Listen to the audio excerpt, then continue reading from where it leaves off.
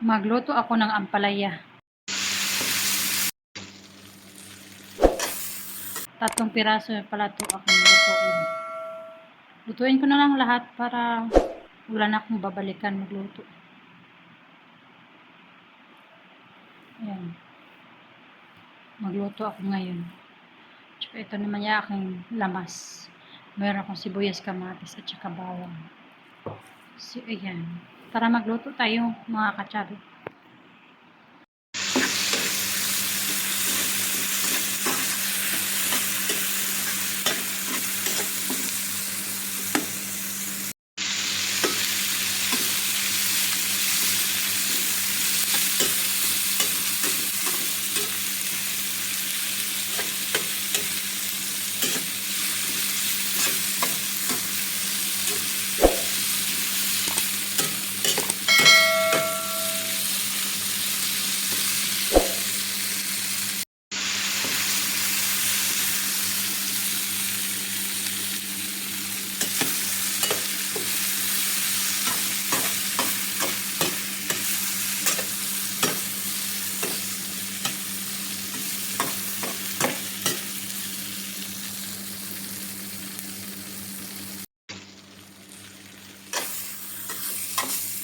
Kakaiba ito mga katsabi.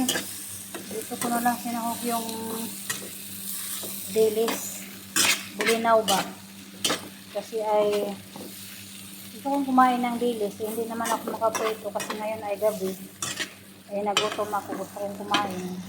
Kaya hinalo ko na lang dito yung dilis. Kaya ganyan siya. Pareho lang din yung kainan. Mag-mix pa rin yan sa tiyan, diba?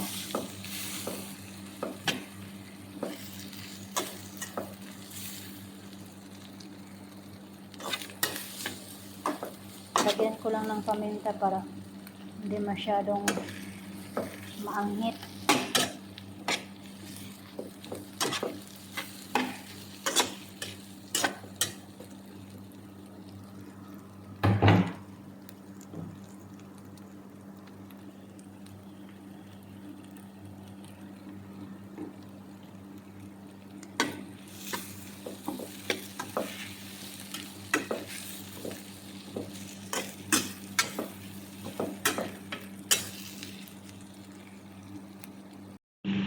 So, ayan na siya mga katsabi. Luto na ating ampalaya with dilis. Tapos, with egg. So, first time ko to niluto na may dilis. May bulinaw ba? Dilis. Dilis. Masarap naman pa.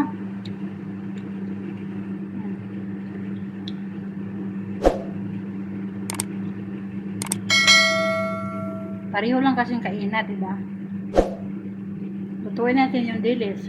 Kasi pari. Nag-isa tayo dito ng ampalaya with egg. Tapos, kainin mo rin siya isa-isa.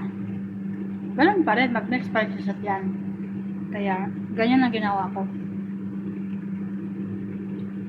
Hindi kasi ako makaluto ng dilis kasi mga amo yung buong bahay. Nandito yung mga amo namin. Gabi na kasi ngayon. Kaya, ngayon, mga kasabi, kain kayo. Kaso lang, walang white rice. Masarap to sa white rice.